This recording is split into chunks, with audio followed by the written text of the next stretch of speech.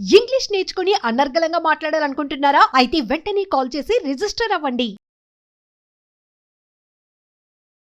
నమస్తే రమగారు. నమస్తే జయ. రమగారు, మనం అపూర్వ చింతామణి చేసుకున్నాం కదా. ఎన్ని ట్విస్టులు అండి! అసలు ఎంత బాగా నచ్చిందని నాకైతే పర్సనల్గా భలే నచ్చేసింది. నాకే కాదు, మామ్స్ అందరికీ కూడా చిన్న పెద్ద తేడా లేకుండా బాగా చూసారు. కానీ ఇలాంటి ట్విస్టులు ఉన్న స్టోరీస్ చెప్పట్లేదండి మీరు. అన్ని సజావుగా వెళ్ళిపోతున్నాయి, అన్ని రకరకాల ఆలోచనలతో వెళ్ళే స్టోరీలే వెళ్తున్నాం మనం. ట్విస్ట్ స్టోరీ కావాలి. సరే, కథా చరిత్సాగరంలో విదూషకుడి కథ చెప్దాం. అయితే నీకు చింతామణి, అపూర్వ చింతామణి అంత అన్ని ఎపిసోడ్స్ రావు. ఒక 3-4 ఎపిసోడ్లు 5 ఎపిసోడ్లు వస్తాయి. ఓకే, ఒక చిన్న సిరీస్ అనుకుందాం. పూర్వం ఉజ్జయిని నగరానికి ఆదిత్యసేనుడు అని ఒక రాజుగారు ఉండేవారు. ఈయన కొంచెం బలశాలి, శౌర్య వీర్య పరాక్రమాలన్నీ ఉన్నాయి. ఒకసారి ఈయన ఏం చేశాడట, గంగా తీరంలో తన సేనతోటి విడిశాడు. ఏదో ఒక క్షేత్ర దర్శనం చేసి గంగా తీరంలో ఉంటే, ఆ గంగా తీర ప్రాంతంలో ఉన్నటువంటి గుణవర్మ అనే ఒక ఆయన ఈయన దగ్గరకు వచ్చి, మహారాజా, నాకు ఒక చాలా సౌందర్యవతి అయిన కన్య పుట్టింది. మా ఇళ్లలో అంత అందమైన పిల్ల లేదు. అయితే ఇంత చక్కని చుక్కని మా వాళ్ళకే ఇవ్వాలని అనుకోకుండా ఎవరైనా మహారాజుల ఇళ్లలో పడాల్సిన పిల్లగా భావించి ఆ పిల్లని మీకు ఇద్దామని సంకల్పించాను. మీరు ఎలాగూ ఈ ప్రాంతానికి వచ్చారు కాబట్టి మా అమ్మాయిని చూసి మా పిల్లని పెళ్లి చేసుకోండి అన్నట్టు. అప్పట్లో ఏమిటో రాజులు నో అనేవాళ్ళు కాదు. విచిత్రంగా ఎవరు మా పిల్ల అందుకైతే దీన్ని చేసుకోండి అంటే చేసేసుకోవటమే. రెడీ అంటాం, చేసేసుకోవటం. సరే, పెళ్లి చేసుకుంటే పరమాద్భుత సౌందర్యవతి ఆవిడ. మామూలు సౌందర్యవతి కాదు. ఆవిడ అందచందాలకు ఎంత లోబడిపోయాడంటే ఆయన తన తాలూకు రాజ్యభారం అంతా మంత్రులు, సేనాధిపతులు వాళ్ళ మీద పారేశాడు. ఆ భార్యతోటే ఉండేవాడు. సరే, కొంతకాలానికి ఆయనకి ఒక చక్కని అల్లారు ముద్దుగా ఉన్నటువంటి ఒక చక్కటి పిల్ల పుట్టింది. చాలా ముచ్చటగా ఉంది పిల్ల. దాన్ని అలాగే అల్లారు ముద్దుగా పెంచుకున్నాడు ఈయన. పెంచి ఆ పాపకి తేజస్విని అని పేరు పెట్టాడు. మహా తేజస్వితగా ఉంటుంది పిల్ల, చాలా అందమైన పిల్ల. తల్లి ఎంత అందగతో, తల్లితో పాటు రాచరికపు పాళ్ళు ఉన్నటువంటి తండ్రి యొక్క సౌందర్యం కూడా పుణికిపుచ్చుకుని చాలా అందంగా పుట్టింది. ఆ పిల్లంటే ఎంత ముద్దో, ఎంత ఇదో. అయితే ఇలా ఎంతసేపు అంతఃపురానికే పరిమితి అయిపోయాడు ఆయన. అంటే దాంట్లోనే ఉండిపోయాడు, అంతఃపురంలోనే ఉండిపోతున్నాడు ఎక్కువగా. ఇంకా అసలు వ్యవహారాల జోలికి వెళ్ళడు. మంత్రులు చూస్తారు, సైన్యాధిపతులు చూస్తారు. ఇలాగా దానికోసమే ఉండిపోయేసరికల్లా సామంతులు కొంతమంది తిరగబడి ఏం చేస్తారు, ఈ రాజ్యాన్ని సొంతం చేసుకోవడానికి ప్రయత్నం చేస్తారు.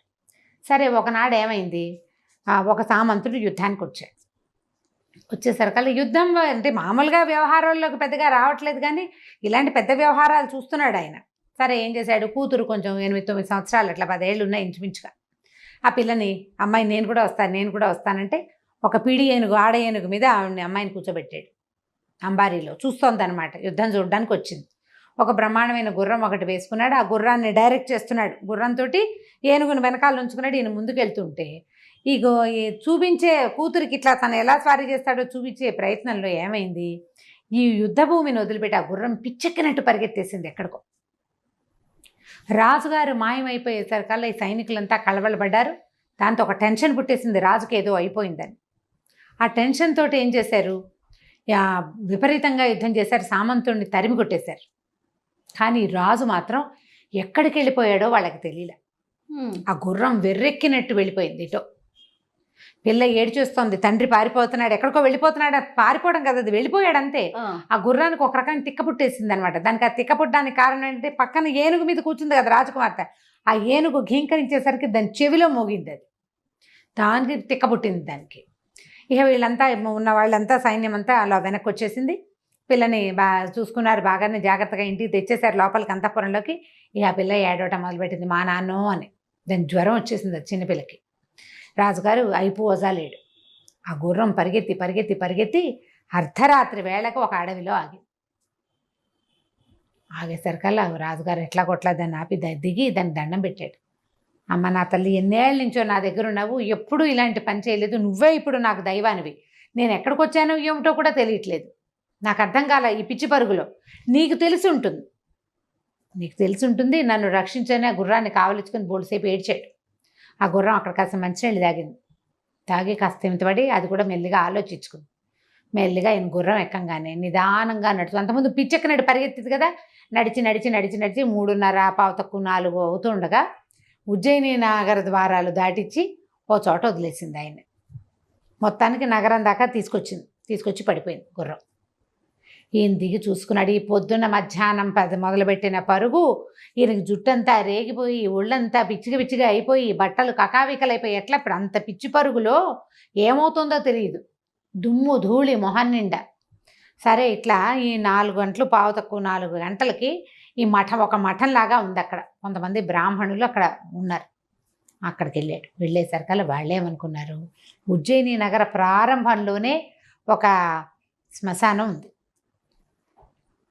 శ్మశానాన్ని దాటాకే నగర ద్వారాన్ని ఆనుకునే మఠం. అయితే ఈ ద్వారము సేనా పరిరక్షితంగా లేదు. సైన్యం గనక ఉండి సైనికులు ఉంటే రాజును గుర్తుపట్టేవాళ్ళు, గుర్రాన్నైనా గుర్తుపడతారు కదా. కనీసం ఎవ్వరూ లేరు. పొద్దునైన యుద్ధం గోలలో ఈ దారి వాళ్ళు వదిలిపెట్టేశారు. వాళ్ళు వదిలేశారు, ఎవ్వరూ లేరు అక్కడ. ఉంటే బాగుండేది ఆయన సంగతి. ఈ మఠం దగ్గరికి వెళ్ళేసరికి అలా బయట కొంతమంది బ్రాహ్మణులు నిద్రపోతున్న వాళ్ళు ఉన్నారు, కొంతమంది లేచున్నారు. ఈ వస్తున్నటువంటి రాజుని, ఆయన బట్టలు, ఆయన రేగిపోయిన జుట్టు, ఆయన మొహం చూసి భేతాళుడో ఎవరన్నా భూతావిష్టుడో లేచి శ్మశానం నుంచి వచ్చేస్తున్నట్టు భావించారు. అరిచర్చి కేకలు పెట్టేశారు. ఈయన లోపలికి ప్రవేశించబడి రాజు నిర్వహించే మఠమే అది. అప్పట్లో రాజ్యాల్లో ఉండే మఠాలు, అన్నదాన సత్రాలు, యాత్రా శిబిరాలు అవన్నీ రాజే నిర్వహిస్తాడు. రాజుకే ప్రవేశం దొరకల అక్కడ. వాళ్ళందరూ అరిచి కేకలు పెట్టారు, పో అన్నారు, మంత్రోచ్చాటం చేశారు. కొంతమంది నీళ్ళు తెచ్చి చల్లారు, గంగాజలం చల్లారు ఈయన మీద. ఈయన ఏం చెప్పబోయినా వాళ్ళ గోలలో వాళ్ళు వినిపించుకోవాలి. అయితే ఈ బ్రాహ్మణ సమాజంలో ఒక యువకుడైన బ్రాహ్మణుడు ఒక అతను ఉన్నాడు, విదూషకుడు అతని పేరు. అతనికి ఒక అగ్నిమంత్రం ఉంది. ఆ మంత్రం పునశ్చరణ కొన్ని లక్షలు చేసేసరికి అతనికి అగ్నిదేవుడు ఒక ఖడ్గాన్ని ప్రసాదించాడు. ఎప్పుడు కావాలంటే అప్పుడు ఆ ఖడ్గం అతని చేతిలోకి వస్తుంది. ధైర్యశాలి, అతనికి భయం లేదు. అగ్నిదేవుడు సాక్షాత్కారం లభించిన వాడికి ఏం భయం ఉంటుంది? అతని బ్రాహ్మణులందరినీ కసిరేశాడు. ఉండండి, ఏమిటో మీరు ఆగండి అని. బయటకు వచ్చాడు.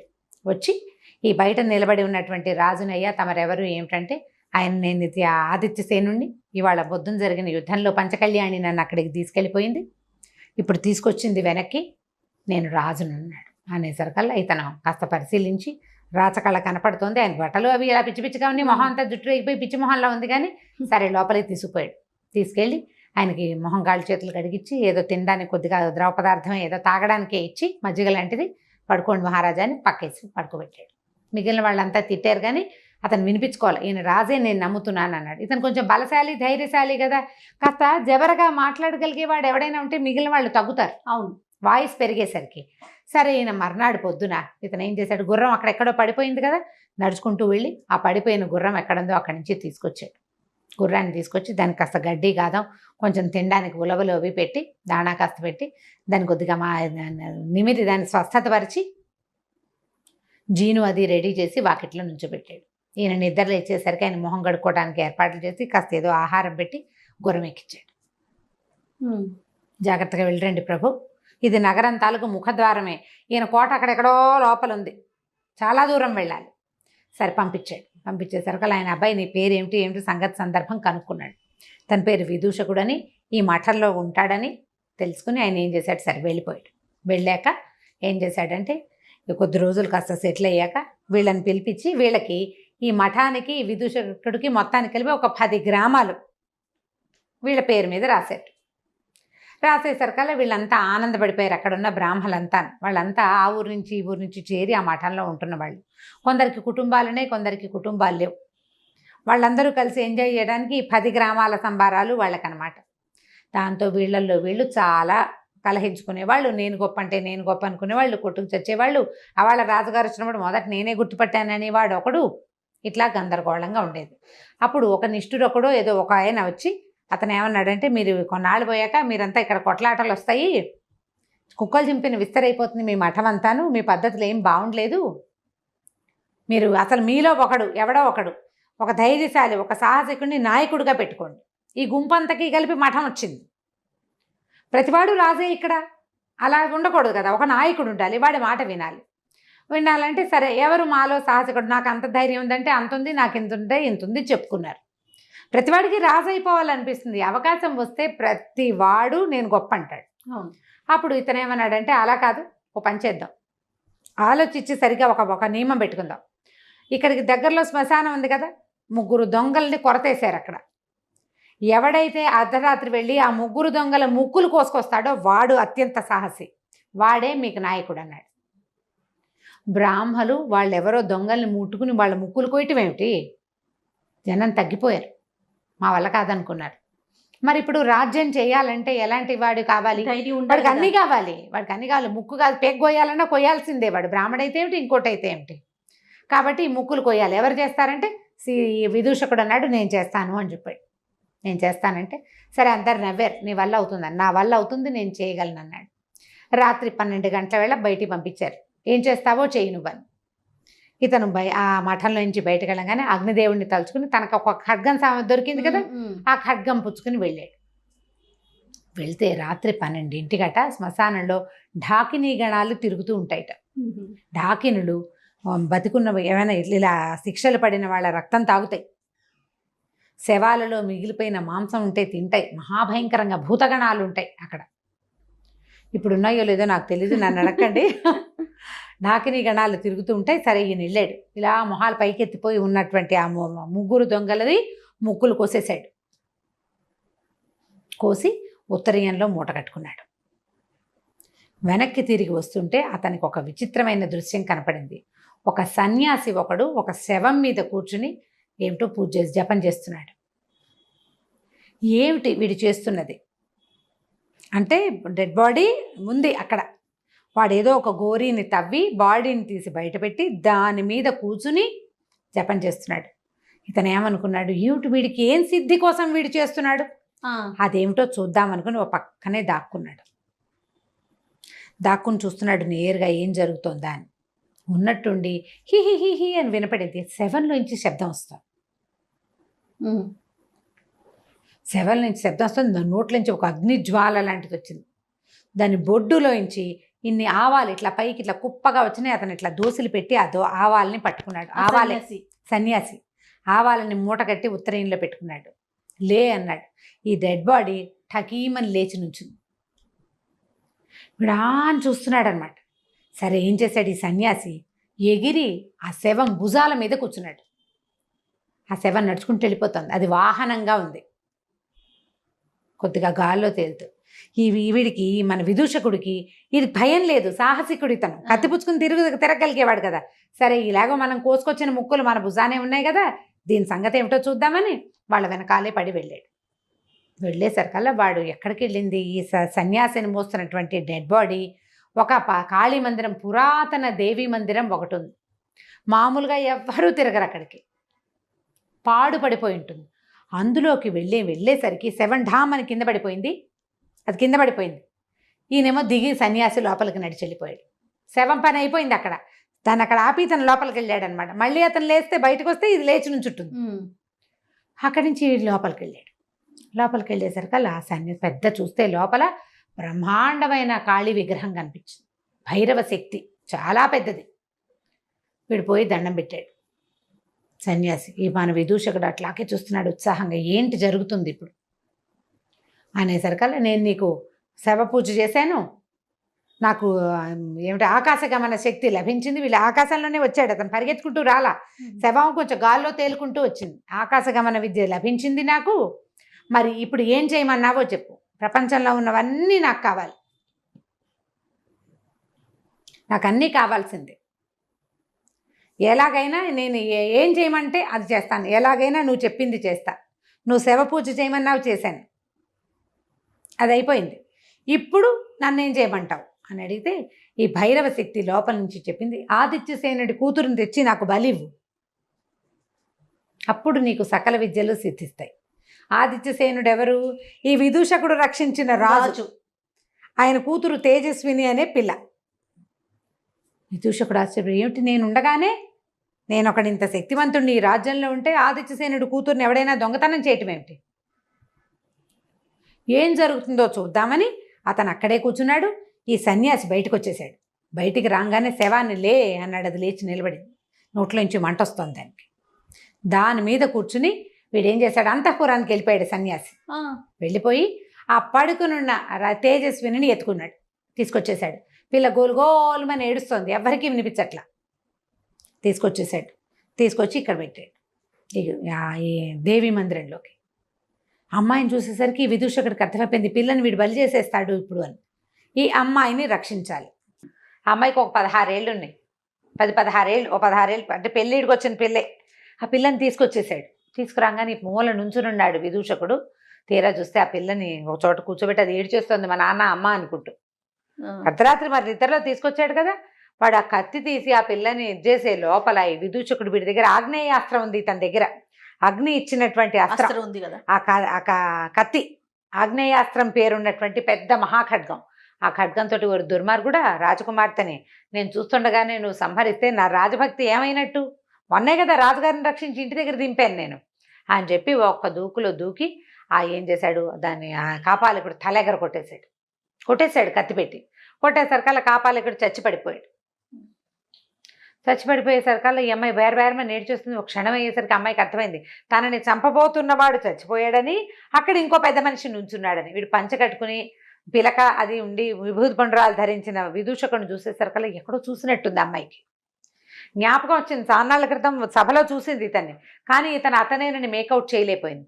అప్పుడు ఏమన్నాడు, అమ్మా నేను రాజకుమార్ని, మీరు భయపడకండి, నా పేరు విదూషకుడు, మీ రాజ్యంలో వాడినే, నేను మిమ్మల్ని రక్షించాను, అదండి బయటికి వెళ్దామన్నాడు.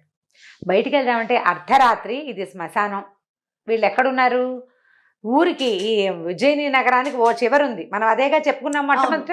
ఈ చివరి నుంచి రాజుగారి మహల్ ఎక్కడుంది, నగరంలో బాగా అవతల వైపుకుంది, సగానికి పైగా అవతలకు వెళ్ళాలి. ఈ పిల్లని అర్ధరాత్రి తీసుకుని ఎట్లా వెళ్తాడు? ఇందాకటి వాడు ఏం చేశాడు, కాపాలికుడు ఆ శవం భుజాల మీద కూర్చుని వచ్చాడు. ఇంతలో ఒక ఆకాశవాణి వినపడింది. అక్కడ అశరీరవాణి, ఆకాశవాణి అనకూడదు, శరీరం లేదు, శబ్దం వినిపించింది. విదూషకుడా, నువ్వు చాలా తెలివిగల పనిచేసావు, వీడిని సంహరించేసావు. ఓ పంచి, వీడి చెంగున ఒక ఆవాల మూట ఉంది, ఆ ఆవాల మూట వల్ల ఆకాశ గమన శక్తి వస్తుంది. ఇవాళ ఒకరోజు రాత్రికి నీకు ఆ ఆవాలు తీసుకుంటే నువ్వు ఎక్కడికి వెళ్ళాలంటే అక్కడికి వెళ్ళగలుగుతావు. మళ్ళీ నెలలో, వచ్చే నెల ఇదే రోజున ఇక్కడికి రా నువ్వు అని వచ్చింది సౌండ్. ఈ పిల్ల కూడా విన్నది. అక్కడి నుంచి ఈ శవం తాలూకు బట్టలు అవి చూస్తే ఉత్తరయంలో ఆవాలు వచ్చినాయి. అప్పుడు శవం బొడ్డులో నుంచి ఆవాలు ఎగిరితే పట్టుకున్నాడు కదా, ఆ పట్టుకున్న ఆవాలు మూట కట్టాడు. ఆ మూట కట్టిన ఆవాలు తీసుకుని ఇతను ఏం చేశాడు, ఆ అమ్మాయిని చేత్తో పుచ్చుకొని నేను రాణిగారి అంతఃపురంలోకి వెళ్ళిపోవాలని ప్రార్థించాడు. అనుకోగానే రైమని ఒకటే ఎగురు వెళ్ళిపోయాడు. ఆ అమ్మాయితో సహా అంతఃపురంలో వాలేసరికల్లా, అమ్మా నువ్వు పడుకో, మరి ఆకాశగమన విద్య ఇవాళ ఒక్కరోజే ఉంటుందండి అని చెప్పింది కదా ఆ శరీరమని, మరి నేను వెళ్ళిపోతాను, రాత్రి ఏంటి వెళ్ళిపోతా, తెల్లారేసరికి నేను విడిగా నడిచి వెళ్ళలేను కదా అంటే, ఆ పిల్ల బోరుమని నడిచింది, నువ్వు వెళ్ళిపోవద్దు, నన్ను అక్కడ బతికిచ్చావు, ఇక్కడ ఉండటానికే నాకు భయంగా ఉంది, నువ్వు పక్కనే ఉంటే ధైర్యంగా ఉంటా. వాడు కనుక లేచొస్తే, లేదా ఆ శవం మీద ఎత్తుకెళ్ళాడు నన్ను, ఆ శవం లేచొస్తే మనం ఏం చెయ్యాలి? కనీసం నీ చేతిలో కత్తుంది, నీ దగ్గర ఆవాలున్నాయి, ఆ రెండు ఉన్న నువ్వు ఉంటే నాకు ధైర్యంగా ఉంటుందని పిల్ల ఏడ్చేసరికల్లా ఇంకేం చేస్తాడు? సరేలే కానున్నది కాకమాందని ఆ ఆవాల చెంగును మూట అలాగే ఉంచుకొని ఆ అమ్మాయిని పడుకోమన్నాడు. తనేమో ఓ పక్కన కుర్చీలో కూర్చున్నట్టు చల్లగా నిద్ర పట్టేస్తుంది. ఇది ఎంత పరిగెత్తాడు, శ్మశానానికి వెళ్ళాడు, శ్మశానం నుంచి పరిగెత్తుకుంటూ వచ్చి కాళికాలయానికి వచ్చాడు, ఆ శవం వెనకాల పరిగెత్తుకొచ్చాడు, తిరుగుతున్నాడు హైరాణ. దాంతో నిద్ర పట్టేసింది. ఈ పిల్ల మాత్రం పెద్దగా నిద్రపోలే, భయంతో అలాగే అతను చూస్తూ కూర్చున్నది. తెల్లవారేసరికల్లా లేచి బయటికి వెళ్ళింది. పాపం ఈయన అలసిపోయాడు, ఆయన పడుకున్నాడని. కానీ ఈ లేచి బయటికి వెళ్ళంగానే చెలికత్తలంతా లోపలికి వచ్చేసారు.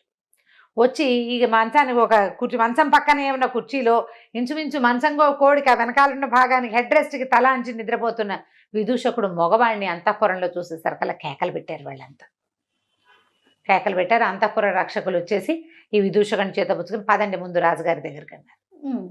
అనేసరికల్లా ఈ అమ్మాయి కూడా వచ్చింది వెనకాల. విదూషకుడిని రాజు దగ్గర ప్రవేశపెట్టారు.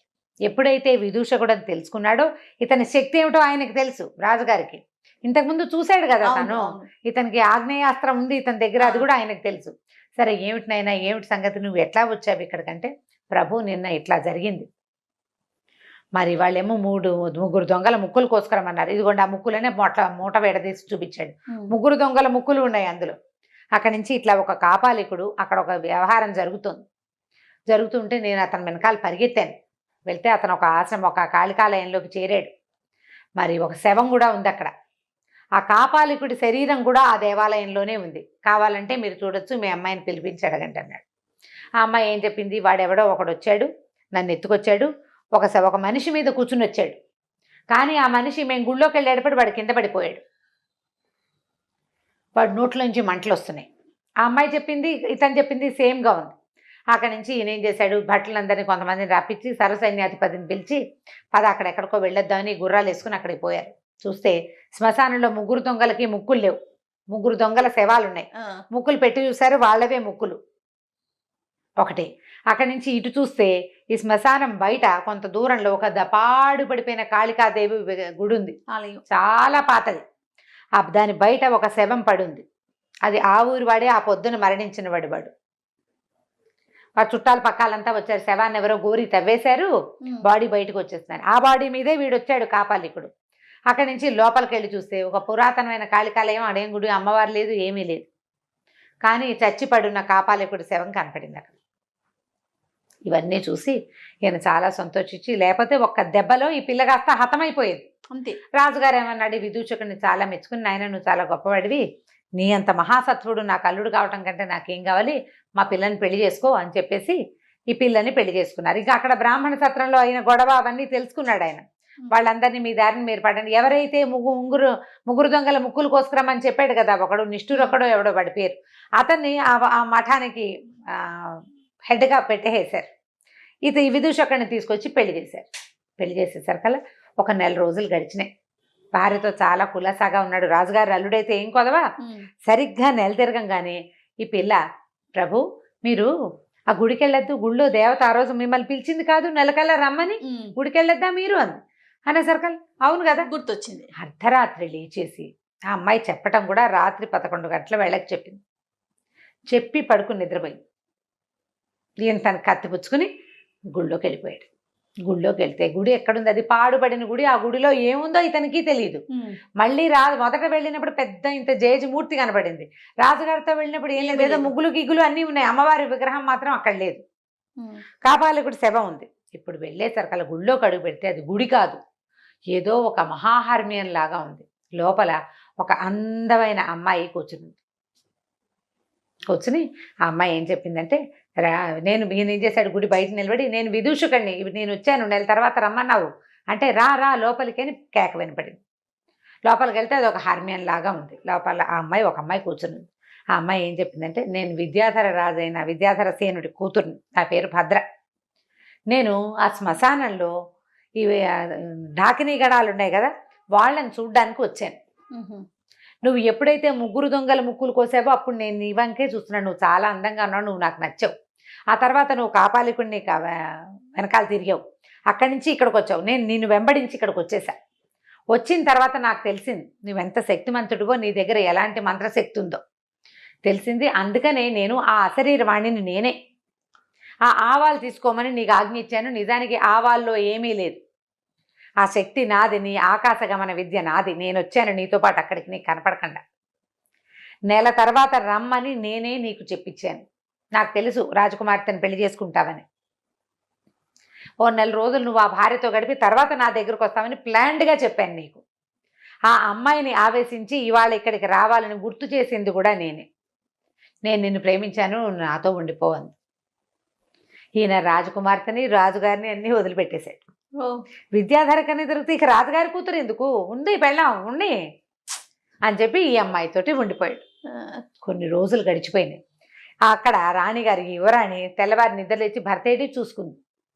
మా ఆయనేడి అని ఏడవటం మొదలుపెట్టి, రాజుగారు రాణిగారు అంతా ఏమైపోయాడు, రాత్రి 11 గంటలకి తాంబూలాలు ఇచ్చారు. తర్వాత ఏమైందో తెలీదు. అప్పుడు ఈ అమ్మాయి గుర్తు చేసుకుని, కాదండి గుళ్ళోకి వెళ్ళి ఉంటాడు, ఆ గుడికి నేను చెప్పానంటలా. ఆ పిల్ల గుర్తులేదు, నేనే గుళ్ళోకి వెళ్ళాలని గుర్తు చేశానని గుర్తులేదు.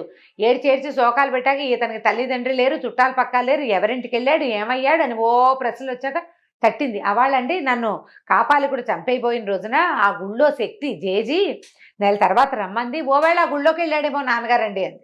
అనగానే వీళ్ళంతా పొలోమని గుళ్ళోకి వెళ్తే అదొక పాడుపడిన దేవళం. అవాళ్ళు ఏం చూసారో ఇప్పుడు కూడా అక్కడ అదే ఉంది, ఏమీ లేదు. నిజానికి ఆ గుళ్ళోనే ఉన్నాడు విదూషకుడు. ఆ లోపల ఒక హర్మ్యం లాంటిది, అదంతా మాయమహత్యాల్లో ఉందన్నమాట. అతను అక్కడ ఉన్నా కూడా వీళ్ళకి కనపడలా. అయితే ఏమైంది, ఈ రాజుగారు అంతా వెతికిస్తున్నాడు, అన్ని బ్రాహ్మణ అగ్రహారాలు ఆ ఊళ్ళు ఈ ఊళ్ళు వెతికేస్తున్నారు, చెరువులు దొరువులు వెతుక్కుంటుంటే ఒక ఆయన దీనికి వచ్చాడు సభకి.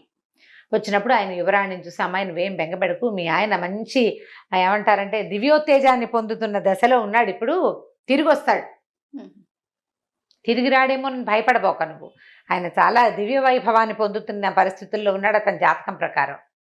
నీ జాతకం ప్రకారం కూడా కొద్ది రోజులు నీతో భర్త ఉండడు, కానీ అతను బతికే ఉన్నాడు, తిరిగి వస్తాడు, నువ్వు కంగారు పడద్దు అన్నారు.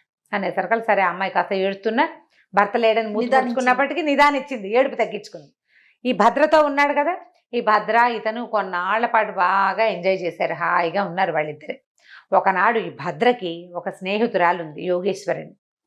ఆవిడొచ్చి ఏం చెప్పిందంటే, నువ్వు విద్యాధర కన్యవయ్యి ఇలాగా ఈ మానవుడితో జతకట్టామని వాళ్ళందరూ నీ మీద కోపంగా ఉన్నారు, నిన్ను శిక్షించడానికి వచ్చేస్తున్నారు, పారిపో ఇక్కడి నుంచి.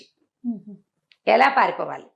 ఇక్కడి నుంచి తూర్పు వైపున కార్కోటకం అనే ఒక నగరం ఉంది, అది దాటాక సీతద అనే ఒక నది ఉంది, ఆ నది దాటిన తర్వాత ఉండిన పర్వతం, ఒక సిద్ధపర్వతం ఒకటి ఉంది అక్కడ, సీతోద అనే నది, దాని తర్వాత ఒక సిద్ధపర్వతం.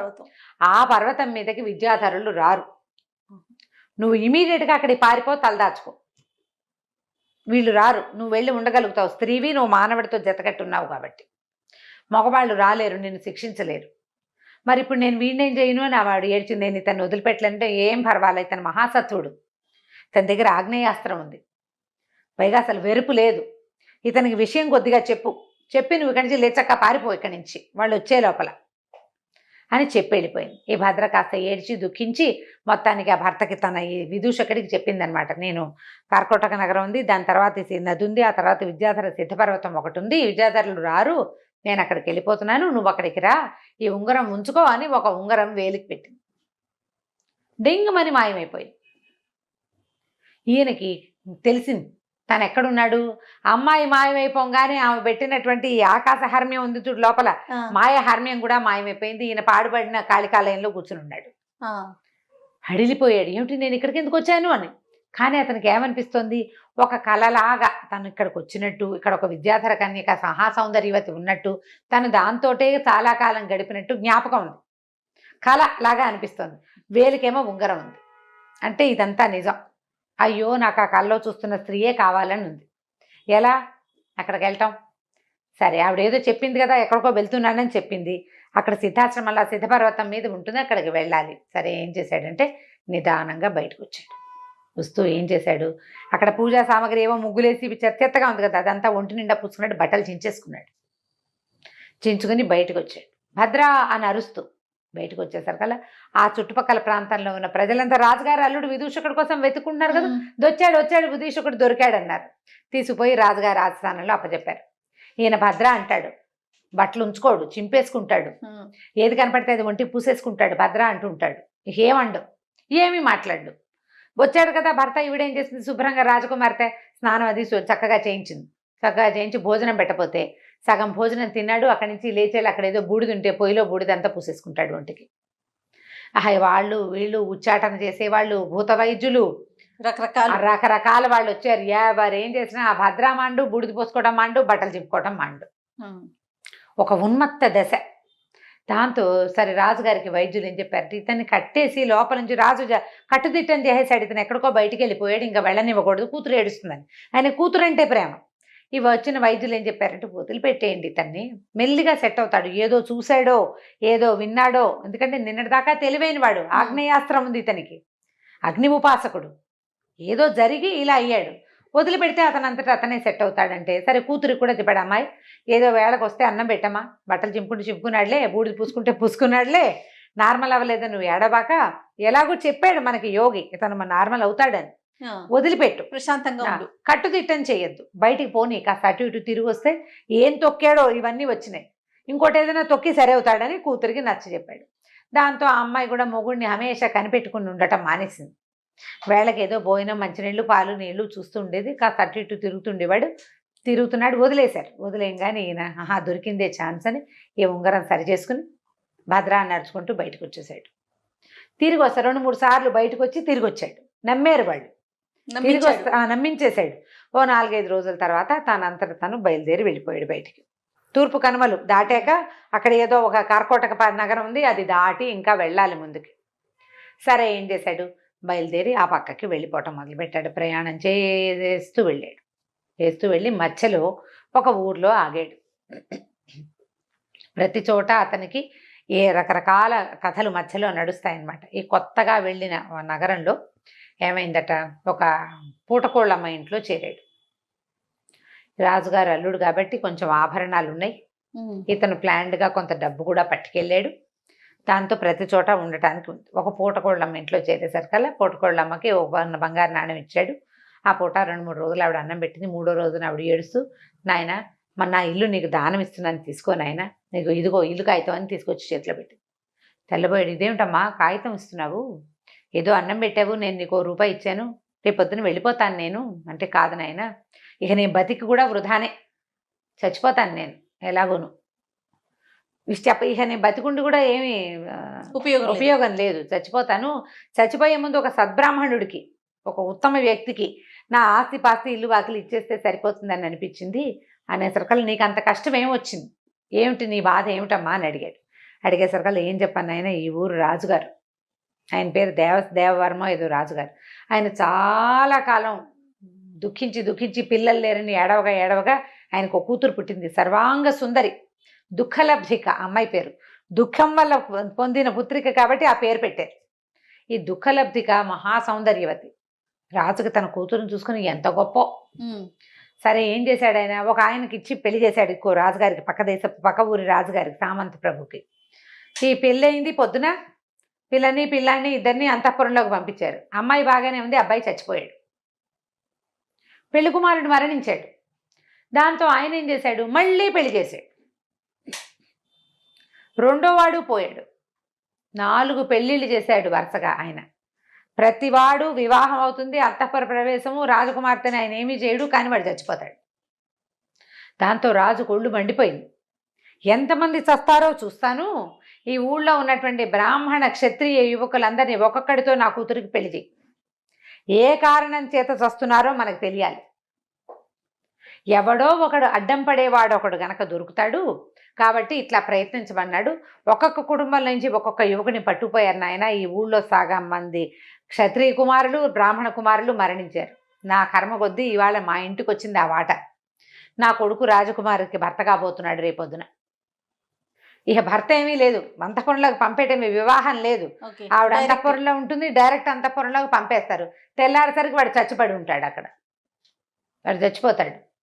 నా కొడుకు ఎలాగూ చచ్చిపోతాడు, ఒక్క పిల్లాడు, నేను బతికుంటే ఏం చేస్తాను నాయన అనేసరికల్లా అయినా ఏదో ఉంది ఇక్కడ, ఎవరో ఈ అంతఃపురంలో వెళ్ళిన వాళ్ళని చంపేస్తున్నారు. రాజకుమార్తె చూస్తే సౌందర్యవతి, ఈ ఊళ్ళోనే పుట్టి పెరిగింది, ఆవిడదేం లేదు, ఆవిడ లబోదిబ్బమని ఏడుస్తుంది. నాకు వద్దు నాన్న, ఇలా నా కోసం ఎవరిని చంపద్దు నాన్న అని అమ్మాయి ఏడుస్తోంది. తండ్రి వింటల్లా. పిల్ల మంచిదే, ఏదో జరుగుతోంది. సరే ఏమన్నాడమ్మా, అన్నం పెట్టావు 3 రోజుల నుంచి, నీ రుణం తీర్చుకుంటాను నేను, నాకేమన్నా అవుతుందని నువ్వు బెంగ పెట్టుకోవద్దు, నీ కుమారుడి ప్రాణాలకు నా ప్రాణం అడ్డేస్తా, వాడిని పంపద్దు, నేను వెళ్తాను అన్నాడు. నేనే నీ కొడుకునని చెప్పు, నేను వెళ్తా అన్నాడు. కొద్దిగా భయపడింది, కానీ ఇతని సత్వము, అతని ధైర్యము, ఆ మాటల్లో ఉన్న తెంపరితనము అవి చూసేసరికి ఒప్పుకుంది. సరేనా. సరే రాజకుమార్తె అంతఃపురానికి బయలుదేరాడు విదూషకుడు. పౌండ్రపట్టణం అనే చోటకి వెళ్ళాడు. పూటకుళ్ళమ్మ ఇంటికి వెళ్ళాడు. పూటకోళ్ళమ్మ ఇంటికి వెళ్ళాడు. ఆవిడేమో నాస్తంతా నీకు ఇచ్చేస్తాను, ఏమిటంటే రాజుగారి కూతురు సంగతి చెప్పింది. ఏమన్నాడంటే, నీ కొడుకు బదులు బకాసురుడి దగ్గరికి భీమసేనుడి వెళ్ళినట్టుగా నేను వెళ్తానమ్మా అని చెప్పాడు. వెళ్ళాక ఏమైందో చూడాలి ఇప్పుడు మనం. సరే విదూషకుడు ఏం చేశాడు, సాయంకాలం చీకటి పడింది, శుభ్రంగా పూటకోళ్ళమ్మ పాలు పెరుగు పోసి అన్నం పెట్టింది, తిన్నాడు, వెళ్ళాడు. వెళ్తే లోపలికి వస్తుంటే అందరు చూస్తున్నారు, పాప ఎంత బాగున్నాడు, మరి చక్కగా ఉన్నాడు అనుకున్నాడు. లోపలికి పోయాడు. పోయాక ఆ రాజకుమార్తె బిక్కమొహం వేసుకుని చూసింది, ఏం చేసి చచ్చిపోవడానికి వచ్చినట్టే కదా, అయ్యో ఎంత బాగున్నాడు, వీడన్నా బతికితే వీడితో కాపురం ఉంటుంది కదా నాకు అని అనుకుని బాధపడుతుంది. అమ్మ మీ దారి మీరు పడుకోండి, నేను చూస్తానన్నాడు. రాజకుమార్తె వెళ్ళి పడుకుంది. ఈయన ఏం చేశాడు, గదిలో ఒక పక్కన కూర్చుని ఉన్నాడు. ఒక మూల అగ్నిని తలుచుకుని ఆగ్నేయమైనటువంటి ఖడ్గాన్ని తలుచుకోగానే చేతిలోకి వస్తుంది అనమాట. ఆ ఖడ్గాన్ని ధరించి ఒక మూల కూర్చున్నాడు. అర్ధరాత్రి అయిపోయింది. ఎవరు వస్తున్నారు అయితే దీనికి ఏం డౌటు, ఏదైనా సర్పమో ఏదైనా పురుగో ఏదో వస్తోందని అనుకుంటున్నారు.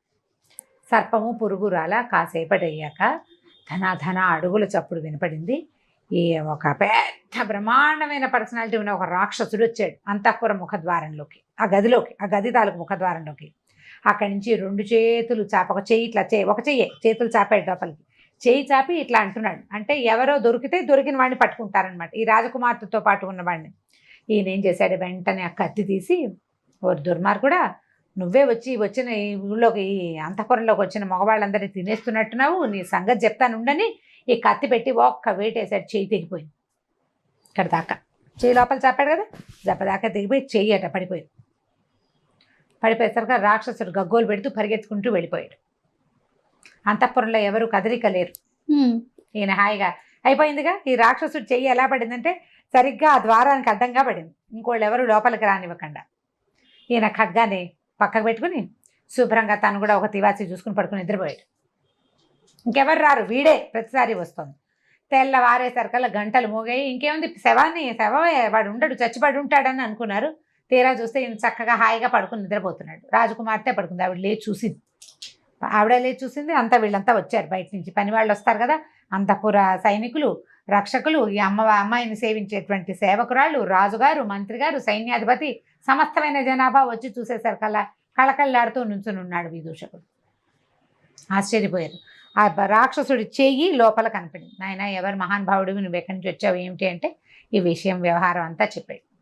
మా అమ్మాయిని వివాహం చేసుకో, ఇక్కడే ఉండన్నారు వాడు. కొద్ది రోజులు ఉన్నాడు అక్కడ, వివాహం చేసుకున్నాడు. మరి ఎవరి వల్ల అమ్మాయి రక్షించబడుతుందో ఆ పిల్ల నా దుఃఖలబ్ధికని అతనికే ఇవ్వాలి. కొద్ది రోజులుండి నేను వేరే వ్యవహారం మీద వెళ్తున్నానని చెప్పేశాడు. చెప్పి బయలుదేరాక ఏమైంది, ఈసారి ఏమైందంటే ఒక ఓడ వర్తకుడితోటి అంటే సముద్రం మీద ప్రయాణాలు చేసే ఒక వర్తకుడితోటి స్నేహం అయింది. ఇతనికి కార్కోటక నగరం, అక్కడికి వెళ్ళాలి ఈయన. సరే, ఈ వర్తకుడితో స్నేహం అయితే ఆ వర్తకుడు నేను ఆడ సముద్రం మీద వెళ్తానంటే రాజుగారితో చెప్పాడు, నేను మళ్ళీ వస్తానండి, ఇప్పుడే నేను ఇక్కడ ఉండటం నాకు కుదరదు, వేరే వ్యవహారం మీద వెళ్తున్నానని చెప్పి ఆ వర్తకుడితో కలిసి బయలుదేరితే సముద్రంలోకి వెళ్ళింది పడవ. చాలా దూరం, రోజులు గడిచిపోతున్నాయి. ఒక రోజులో జరగల ఇదంతా, నెలలు గడిచిపోయినాయి. ఈయన భద్ర కోసం వెళ్తున్నాడు. ఈ దారిలో ఏమైంది, సముద్రంలో పడవ ఉన్నట్టుండి ఆగిపోయింది. అది చిన్న పడవ అని చెప్తున్నాం కానీ కాదు, నౌక. అది చాలా పెద్దది, చాలామంది జనాభా ఉన్నారు. ఇక ఏం చేసినా ఆ పడవ కదలపోయేసరికల్లా ఆయన ఏమన్నాడు, ఆ ఓడ వర్తకుడు, ఎవరైతే ఈ ఓడని కదుపుతారో వాళ్ళకి నా సంపదలో సగం ఇచ్చి నా పిల్లనిచ్చి పెళ్లి చేస్తానన్నాడు. అనేసరికల్లా మన సత్వశీలుడు కదా ఇతను, విదూషకుడు చాలా మహాసత్వుడు. తను ఏమన్నాడు, నేను చూస్తాను, అసలు ఇక్కడ ఏముందో నేను చూస్తానని చెప్పి ఏం చేశాడు, ఆ సముద్రంలోకి ఆగ్నేయాస్త్రాన్ని పట్టుకుని దూకేసరికల్లా కిందకి వెళ్ళేసరికి అతనికి ఏం కనపడిందంటే ఒక మహాకాయుడైన ఒక రాక్షసుడు నిద్రపోతున్నాడు. ఆ నిద్రకి అతని పిక్కకి ఈ పడవ తాలూకు కింద భాగం ఉంటుంది కదా, ఈ మట్టిని కదుపుతూ నడిచేది, అది పట్టేసుకుంది. వీళ్ళు ఎంత ప్రయత్నం చేసినా పిక్క, అతను ఎంత మహాకాయుడు, ఈ ఓడకి కనీసం 20 ఇంతలు ఉన్నాడు. ఇతను ఏం చేశాడంటే ఈ ఆగ్నేయ కత్తి ఉంది కదా, దాంతో ఆ పిక్కని తెగ నరికేసేసరికి పడవ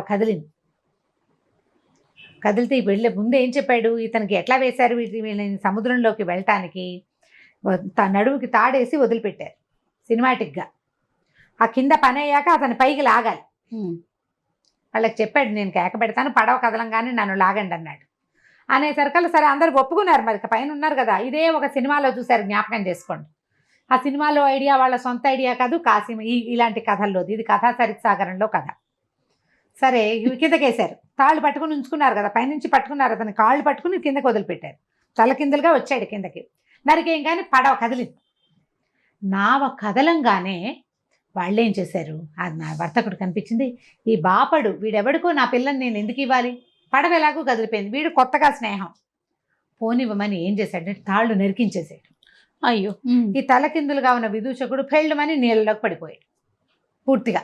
ఇప్పుడు పైనుండి ఆసరా పట్టుకుని ఉన్న దారి వేరు, ఆసరా కోసం కానీ వదిలిపోయారు. అంతకుముందు వాళ్ళు ఆపి పట్టుకున్నారు, ఇప్పుడు పట్టు లేదు, పడిపోయాడు కిందకి. పడిపోగానే ఏం చేశాడంటే ఇక అర్థమైంది ఇతనికి, వాళ్ళు మోసం చేశారు. కానీ ఏ రాక్షసుడి పిక్కనైతే తను నరికాడో ఆ పిక్కని ఆసరా చేసుకుని, అదొక దీనిలాగా, పిక్క అంటే కింద భాగం, మోకాలు కింద నుంచి పాదం దాకా ఉండేది కదా, దాన్ని ఆసరా చేసుకుని సముద్రంలో ఈదటం మొదలుపెట్టాడు. ఏదో ఒకటి కావాలిగా, సముద్రాన్ని ఈదుతూ ఒక పక్కకి ప్రయాణం, సముద్రం ఏ పక్కకి తీసుకెళ్తే ఆ పక్కకి. అట్లా ప్రయాణం చేసుకుంటూ వెళ్ళాడు. ఒక నది, ఒక తీరానికి చేరాడు. సముద్రమే ఒక తీరానికి చేరేసరికి ఒక అశరీరమణి వినపడింది. భళా విదూషక, నువ్వు చాలా గొప్ప సమర్థుడివి, మహాసత్వుడివి, నేను నీ ఆరాధ్యతమైనటువంటి అగ్నిహోత్రుణ్ణి.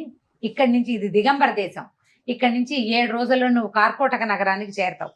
అక్కడ దాకా నీకు ఆకలి దప్పులు లేకుండా వరం ఇస్తున్నాను. కార్కోటక నగరం వెళ్ళాక అక్కడ నీ యొక్క మనసు తీరుతుంది. నువ్వు చాలా సమర్థుడివి, నువ్వు ఇలాగే నీ పనులు చేసుకుంటూ ఉండమని ఆజ్ఞ వినపడింది అశరీరవాణి. ఆ తర్వాత అతను అక్కడి నుంచి 7 రోజులు ప్రయాణం చేసి ఆ కార్కోటకం అనే నగరానికి చేరాడు. అది చాలా గొప్ప అద్భుతమైన నగరం. ఎంత బాగుందో. అక్కడ ఆ రాజువారు, ఆ ఊరి రాజుగారు కట్టినటువంటి ఒక బంగారు దేవాలయం ఉందట. ఆ దేవాలయానికి వెళ్ళాడు. ఇతను మంచి రూపాలు లావణ్యమైన వాడు కదా, అందమైన వాడు. అక్కడున్న బ్రాహ్మణ సమాజం అతన్ని బాగా ఆదరించింది. భోజనాలు పెట్టారు, చక్కగా దేవాలయం అంతా చూశాడు, చుట్టుపక్కల ఊరంతా చూశాడు. అక్కడి నుంచి ప్రయాణించాలి తను. అయితే ఏమైందంటే, ఈ బ్రాహ్మణ సమాజం వాళ్ళతో కబుర్లు చెప్పుకుంటున్నాడు. తను ఏ ఊరు, ఎక్కడి నుంచి వచ్చాడు, పాత జరిగిన సంగతులు చెప్పుకుంటారు కదా. రాజుగారిది ఒక ఇది వినపడింది. ఏమిటి, రేపు ఉదయం ఎవరైనా సరే కుమారుడు, క్షత్రియుడు కానీ బ్రాహ్మణుడు కానీ రాజకుమార్తెని వివాహం చేసుకోవాలని కోరుతున్నట్లయితే వాళ్ళు ఈ రాత్రికి రాజకుమారి అంతఃపురంలో నిద్ర చేయాలో అని. ఈయన తెలివిగలవాడు, ముందే సత్వుడు, ప్రధానంగా ఇలాంటి ఏమైనా ఛాలెంజెస్ ఉంటే ఉత్సాహంగా ఉంటుంది. నేను చేస్తానన్నాడు. అనేసరికల్లా ఈ బ్రాహ్మణ సమాజం అంతా అంది, నాయన అంత సులువు కాదు, రాజుగారి కూతురు దగ్గరికి ఎవడెళ్తే వాడు చచ్చిపోతున్నాడు అంతఃపురంలో, ఇలా జరుగుతుందని వాళ్ళు ఏంటంటే ముందు రోజు నిన్ను టెస్ట్ చేస్తారు, నువ్వు బతికుంటే రేపొద్దున పెళ్లి చేస్తారు, బతికలేకపోతే నిన్ను వదిలేయటమే. అమ్మాయి పెళ్లి చేయడానికి ఇప్పటికి సంవత్సరాలుగా ప్రయత్నిస్తున్నారు, ఈ టంకేస్తారు, రానివాడు రాడు, వచ్చినవాడు వస్తాడు, ఇవాళ రారు, రేపు మళ్ళీ టంకేస్తారు, రేపు ఎవడో ఒకడు వెళ్తాడు పిచ్చి పెద్దవా, వాడు దొరికిపోతాడు అనేసరికి తను ఏమిటో చూస్తాను, నేను ఆల్రెడీ ఇలాంటిది ఒక క్రియ చేశాను, నాకు తెలుసు, నేను వెళ్తానన్నాడు. ఎంత వద్దన్నా అతను వినలా. అయితే అతను ఇలా తలుచుకోగానే అతని చేతిలోకి కత్తి రావడాన్ని చూసిన బ్రాహ్మణ సమాజం అంతా నమ్మింది, వీడి దగ్గర ఏదో మహావిద్య ఉంది. సరే, ఈయన అంతఃపుర ప్రవేశం చేశాడు. ఆ రాజకుమార్తె ఎంత అందగత్తో ఇతను చూసి ఏడవటం మొదలుపెట్టింది. అయ్యో, నా మళ్ళీ చచ్చిపోవడానికి ఇంకొకడు వచ్చాడే అని. ఆ రాత్రి ఆవిడని పడుకోమన్నాడు. ఈయన మెలకుగా ఉన్నాడు. ఈసారి ఒక రాక్షసుడు మళ్ళీ వచ్చాడు. వాడు ఎడం చేయి లోపలికి పెట్టి ఇతన్ని పట్టుకోపోయాడు. వాడికి కుడి చేయి లేదు. ఇతను ఏం చేశాడు, ఆ చేయి గట్టిగా పట్టుకుని వాడు జుట్టు పట్టేసుకున్నాడు. ఎవడరా నువ్వు, అసలు ఏమిటి నీ సంగతి ఏమిటి అనేసరికల్లా ఆయన విజులించుకుని, బాబు నువ్వెవరో నన్ను పట్టుకున్నావు, నీకు చాలా బలశాలివి నువ్వు, నేను ఒక యమదంశుడు అని ఒక రాక్షసుణ్ణి, నాకు 2 కూతుళ్ళు, ఓ కూతురు పౌండ్ర నగరంలో రాజు కూతురు దుఃఖలబ్ధికగా అక్కడ ఉంది, రెండోది విద్యుత్ ప్రభ ఇక్కడ ఉంది అమ్మాయి.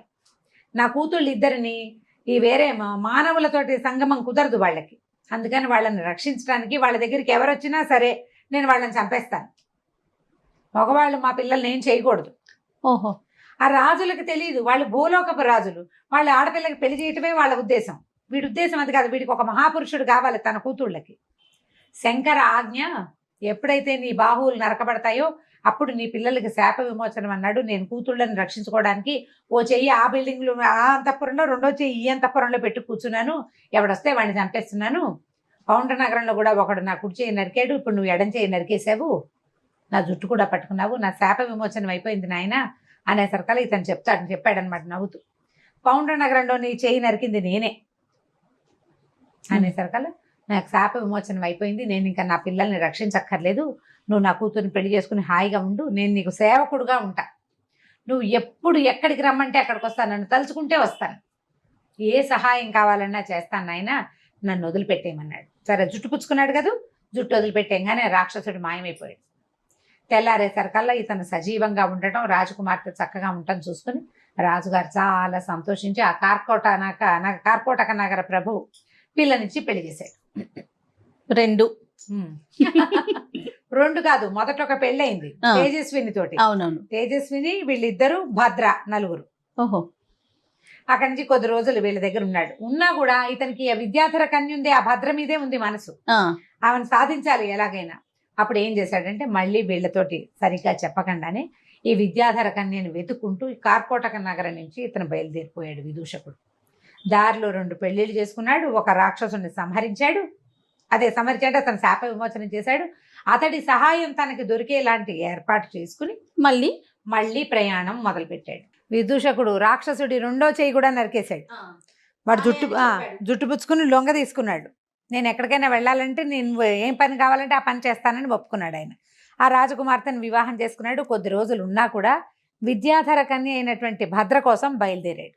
బయలుదేరి ఏం చేశాడు, ఆస్థానం నుంచి బయటకు వచ్చేసాక అతన్ని యమదంశుడు అనే ఆ రాక్షసుని తలుచుకున్నాడు. నన్ను సిద్ధపర్వతం, ఇప్పుడు మనం కార్కోటక నగరంలో ఉన్నాం, ఇక్కడి నుంచి ఇంకా ముందుకెళ్ళాలి. సీతోద అనే ఒక నది ఉంది. ఆ నదికి అవతల గట్టున ఉదయన పర్వతంలో ఒక సిద్ధపర్వతం ఒకటి ఉంది, నన్ను అక్కడికి తీసుకెళ్ళు. ఆయన భుజం మీద కూర్చుంటే తీసుకుపోయి అక్కడ దింపేసాడు. దింపేసి ఇది సిద్ధులు తిరిగేది, విద్యాధరులు వాళ్ళు ఉంటారు, నేను రానివ్వరు నన్ను పైకి, నేను మళ్ళీ నువ్వు తిరిగి వస్తానంటే నేను ఇక్కడికే రాగలుగుతా అని చెప్పి యమదంశుడు ఈయన అక్కడ వదిలిపెట్టి వెళ్ళిపోయాడు. సరే ఈయన ఏం చేశాడు, ఆ పర్వతం మీదకి ఎక్కాడు. ఎక్కితే ఎక్కగా బాగా చక్కగా తోటలాగా ఉండి ఒక బంగారపు దిగుడు బావి ఒకటి కనపడింది అక్కడ. దిగుడు బావి చుట్టుపక్కల తడితడిగా ఉంది, పాదాల గుర్తులు కనపడుతున్నాయి. అంటే ఇక్కడ ఎవరో తిరుగుతారనమాట. సరే ఏం చేశాడు, ఓ పక్కన కూర్చుని ఉన్నాడు. చాలా సేపటికి కొంతమంది ఆడవాళ్ళు ఇంత బిద్దెలు పుచ్చుకుని వచ్చారు. ఆడవాళ్ళవే పాదాల గుర్తులు అనమాట. ఓ పక్కన కూర్చున్నాడు. పక్కన కూర్చుంటే అడిగారు, ఎక్కడ వాడివి, ఏమిటి నువ్వు అంటే, ఊరికే చూడడానికి వచ్చాను అన్నాడు. ఈ నీళ్ళు ఎవరికి తీసుకెళ్తున్నారు అంటే, వాళ్ళలో ఒక ఆవిడ ఏం చెప్పిందంటే, విద్యాధర కన్యక ఒక ఆవిడ భద్ర అని ఉంది, ఆవిడ స్నానానికి తీసుకెళ్తున్నాము అంది. వీడికి మనవాడికి కావాల్సింది ఆవిడే కదా. సరే ఏం చేశాడు, వాళ్ళు బిందెల్లో నీళ్ళు నింపుకుంటున్నారు కదా, బిందెలో ఒక ఉంగరం వేసేసాడు. ఒక ఉంగరం ఇచ్చింది భద్ర, ఆ ఉంగరం వేసేసాడు. అయితే ఆ అమ్మాయి ఏ బిందెలో వేశాడో ఆ బిందె తాలూకు అమ్మాయి ఇచ్చి, అయ్యా కొంచెం ఎత్తవా ఈ బిందె నాకు, బిందె ఎత్తాలి కదా, ఇట్లా ఎత్తి పైన పెట్టాలి. బిందె ఎత్తి భుజం మీద పెట్టాడు. అక్కడే ఉన్నాడు. ఆ చుట్టుపక్కల తోటల్లో బొళ్ళని పళ్ళు గిళ్ళు ఉన్నాయి, కోసుకుని తిన్నాడు. ఆ నువ్వు దగ్గరే కూర్చున్నాడు కదలకుండా. ఈ ఆడాళ్ళంతా నీళ్లు పుచ్చుకుని వెళ్ళారు. అక్కడ స్నానశాలలో పోసారు. ఆ బిందె ఎత్తి నీళ్లు పోస్తుంటే ఆవిడ ఒళ్ళో పడింది ఆ ఉంగరం. భద్రకి ఒళ్ళో పడేసరికల్లా ఉంగరం చూసుకోగానే ఆవిడకి తెలిసిపోయింది వచ్చేసాడని. ఇది ఎక్కడ దొరికింది ఈ ఉంగరం ఏమిటంటే, అయితే వీళ్ళు ఏమన్నారు, ఈ బిందె పట్టుకొచ్చిన అమ్మాయి అక్కడ ఉన్న ఒక వ్యక్తితోటి మాట్లాడింది, ఆయన ఎవరో నవయువకుడు, మానవుడు, చక్కగా సంస్కృతం మాట్లాడుతున్నాడు, అక్కడ ఉన్నాడని చెప్పేసరికల్లా ఈ అమ్మాయి పరిగెత్తుకుంటూ వెళ్ళి చూసుకుంటే ఈయన అక్కడే ఉన్నాడు. సరే హాయిగా ఉన్నారు కొంతకాలం పాటు సంతోషంగా ఉన్న తర్వాత అతను ఏమనుకున్నాడంటే, ఇక్కడి నుంచి వెళ్ళిపోవాలి. ఆ అమ్మాయి ఏమందంటే, నాకు నువ్వే కావాలి, నీతోటే ఉంటాను, కానీ నేను భూలోకంలోకి వచ్చానా మా విద్యాధరులు వచ్చి నన్ను పట్టేసుకుంటారు. సిద్ధపర్వతం మీద ఉంటే నన్ను ఎవరు పట్టుకోరు. అప్పుడు అతను ఏమన్నాడంటే, నీకు నేను కావాలంటే ఈ విద్యాధరత్వాన్ని వదిలిపెట్టి శక్తులు వదిలేసుకో, నువ్వు మానవులతో పాటు ఉండి మానవులతో కలిసి తిరుగుతూ కలిసి వీళ్ళతోటి విహరిస్తూ వివాహం చేసుకుని పుత్రులను సంతానం కంటానంటే మీ వాళ్ళు ఒప్పుకోరు. శక్తి వదిలిపెట్టేసుకో, విద్యాధర శక్తులు ఏవి వాడవు నువ్వు, అప్పుడు నువ్వు నాతో హాయిగా ఉండొచ్చు కదా అంటే ఆవిడ దానికి రెడీ అయిపోయింది. ఇప్పుడు మనం కోటీశ్వరుల ఆడపిల్లలు ఆస్తులు వదులుకుని అబ్బాయిల దగ్గరికి వెళ్ళిపోయినట్టు, ప్రేమించిన వాడి దగ్గరికి వెళ్ళినట్టు ఆవిడ మొత్తం శక్తి అంతా వదిలిపెట్టేసుకుంది. నేను మొత్తం శక్తులు వదిలిపెట్టేస్తాను, నన్ను నువ్వు తీసుకెళ్ళిపో. సరే ఇతను ఏం చేశాడంటే, మనం అక్కడ దాకా వెళ్తే కనుక యమదంశుడు వస్తాడు, అక్కడికి వెళ్ళిపోదాం అని చెప్పేసి ఆ అమ్మాయిని తీసుకుని అక్కడి నుంచి బయలుదేరాడు. తన స్నేహితురాళ్ళు 2-3 ఉన్నారు, వాళ్ళకి చెప్పింది. భద్రేశ్వరి మొట్టమొదట ఇక్కడికి పారిపో అని చెప్పింది కదా, ఆవిడ 4 రోజులు వీళ్ళని హాయిగా ఉండండి తర్వాత వెళ్ళిపోదురు కానంటే, ఆ విద్యాధర పర్వతం సిద్ధపర్వతం మీద హాయిగా చాలా అద్భుతమైన చెరువులు దొరువులు, ఎంత చక్కగా ఉంటుందో పర్వతం. మామూలుగా మన హిమాలయాలే చాలా బాగుంటాయని చెప్తాం కదా, ఈ సిద్ధ పర్వతాల్లో ఏంటంటే గైరికాది ధాతువులు ఉంటాయి, మొక్కలకే మణులు కాస్తాయట ఆ ప్రాంతంలో. అలాంటివి అన్నీ చూసి సంతోషంగా అక్కడ ఉన్న మొత్తం వింతలు విడురాలు అన్నీ చూసేశాక, అంటే హనీమూన్ అయిపోయాక బయలుదేరారు. ఈ పర్వతం దిగొచ్చి యమదంశుడిని పిలిచారు. పిలిస్తే ఆయన వీళ్ళిద్దరిని భుజం మీద ఎక్కించుకొని బయలుదేరాడు. మొట్టమొదట ఎక్కడికి వెళ్ళాడు, కార్కోటక నగరానికి వెళ్ళి అసలు రాక్షసుడి మీద ఎక్కి వస్తున్న వీళ్ళని చూసి అందరూ ఆశ్చర్యపోయారు ప్రజలంతా. అక్కడున్న రాజకుమార్తెని తీసుకున్నాడు, నా భార్య నేను తీసుకెళ్ళిపోతాను అని. రాజుగారు ఒప్పుకున్నాడు. కార్కోటక నగరంలో ఉన్న రాజకుమార్తెను ఎక్కించుకున్నాడు. అక్కడి నుంచి ముందుకొచ్చి ముందు ఇంకొక అమ్మాయి దుఃఖలబ్ధిక, ఆ అమ్మాయిని ఎక్కించుకున్నాడు. అయ్యారు.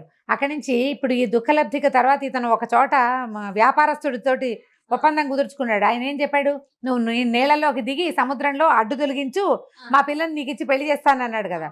అక్కడికి వెళ్ళి ఈ రాక్షసుడితోటి బెదిరించి, నీ కూతుర్ని నాకు ఇస్తాను వాగ్దానం చేసావు, వాగ్దత్త, నీ కూతురు నా పెళ్ళాం అని చెప్పేశాడు. ఖచ్చితంగా వాగ్దానం చేసావు, నా మనసా అమ్మాయి నా భార్య అనుకున్నాను, నా భార్యను నాకు అప్పచెప్పు అంతే అంటే ఇక వాడు ఏడుస్తూ ఏం చేశాడు, ఇక ఏం చేశాడు, రాక్షసుడు ఒకడు వచ్చాడు వీళ్ళతో పాటు. సరే ఆ కూతురుని అప్పచెప్పేశాడు. సంపద ఇస్తానన్నాడు, సగం సంపదని తన ఊరికి తరలించుకున్నాడు, ఉజ్జయినికి. తరలించుకుని ఇక్కడి నుంచి బయలుదేరి ఈ మొత్తం ఎంతమంది అయ్యారు ఇప్పటికి? 4 రాజకుమార్తెల్ని, ఒక వ్యాపారస్తుడి కూతురు, ఒక విద్యాధర కన్య, 2 రాజకుమార్తెలు, మళ్ళీ వీళ్ళిద్దరూ అక్కా చెల్లి, ఒక రాక్షసుడి తాలూకు సంతానం. ఈ 4 ఎక్కించుకుని ఉజ్జయిని మహానగరానికి వెళ్ళిపోయాడు. ఇలా రాక్షసుడి మీద ఎక్కి వస్తున్న ఇతన్ని చూసి మహాబాహువైన ఒక రాక్షసుడు, అసలు చూడ్డానికి అమోఘంగా ఉందన్నమాట. రాజుగారు చాలా ఆనందించాడు. ఆ రాజు కూతుర్ని మొట్టమొదటి పెళ్లి చేసుకున్నాడు, తేజస్విని. అప్పుడు ఉజ్జయిని మహానగరానికి రాజుగా తీసుకున్నారు అతన్ని. మరి రాజుగారికి ఒకటే కూతురు ఉంది. ఈ 5 రాజకన్యలతోటి హాయిగా ఆనందంగా కాలక్షేపం చేశాడు. మహాసత్వం ఉన్నవాడు ఏదైనా చేయగలుగుతాడు. సత్వవంతులకి అడ్డే లేదు. సత్వవంతులకు అడ్డే లేదని ఇలాగ 5 పెళ్ళిళ్ళు చేసుకోమని చెప్పడం లేదు. ఏ పనైనా సాహసోపేతంగా. అప్పుడు అసలు పెద్ద ఆవిడ ఒప్పుకోవాలి కదా రెండో పెళ్లికి. తేజస్విని ఒప్పుకుంది. ఇంతమంది భార్యల్ని అతను తెస్తే మా నాన్న రాజ్యం, నీ పెళ్ళాలందరినీ మా రాజ్యంలో ఎందుకు కూర్చోబెడతావు అనలేదు. దక్షిణ నాయకులు అంటారు ఇట్లా ఎక్కువ మంది భార్యలు ఉండే రాజుల్ని. దక్షిణ నాయక లక్షణాలు చెప్తారు కదా, నాయక లక్షణాలు చెప్తారు. అందులో దక్షిణ నాయకుడు అంటే 4-5 భార్యలు అంటే 4-5 సాటిస్ఫై చేస్తూ బాగా చూసుకునేవాడు అనమాట. ఈయన హాయిగా 5 భార్యలతోటి ఉజ్జయిని నగరాన్ని పరిపాలించాడు. విదూషకుడు అనే బ్రాహ్మణుడు. కథ కంచికి మనం ఇంటికి ఎన్ని ట్విస్ట్లు అయినాయి. అదే ఈ భాగం కొంచెం చిన్నదే, మొత్తం భాగాలన్నీ కలిపి ఓ ఫుల్ భాగంగా కూడా వేస్తే అందరూ హ్యాపీగా చూసిస్తారు. తప్పకుండా జయ. నమస్తే.